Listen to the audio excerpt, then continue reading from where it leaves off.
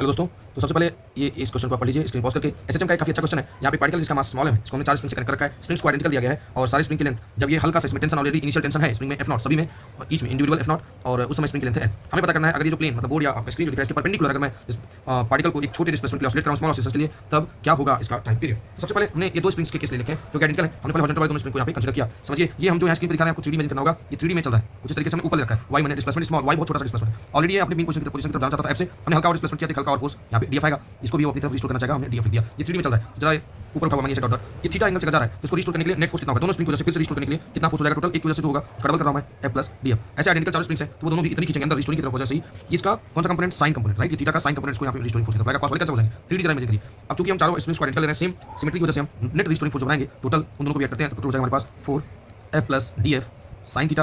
ये हमारा net restoring force हो गया। नेट रिस्टोरिंग फोर्स को हम Kf से डिनोट करते हैं। यहाँ साइन थीटा इसमें हम अगर देखते हैं तो साइन थीटा की वैल्यू हम y बाय l ले सकते हैं। l मतलब स्प्रिंग की इनिशियल लेंथ, हम अप्रॉक्सीमेटली लेके चल रहे हैं, राइट, साइन थीटा को। तो ये हो जाएगा 4F plus DF sine theta की वैल्यू, ये F नेट हमारे पास आ गया, राइट। जरा हम सोचते हैं हमें बहुत स्मॉल डिस्प्लेसमेंट या मतलब y की वैल्यू बहुत छोटी ली है तो छोटा सा रिस्टोरिंग फोर्स होगा, मतलब वो भी ऑलमोस्ट 0 ले सकते हैं।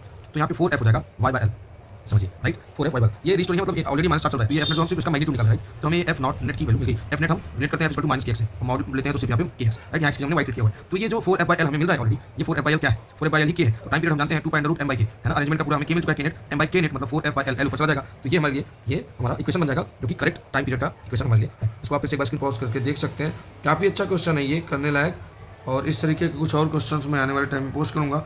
2 को बाहर लेके आप pi into root over ml by f कर सकते हैं, ये मतलब F नॉट कर सकते हैं। Thank you for watching.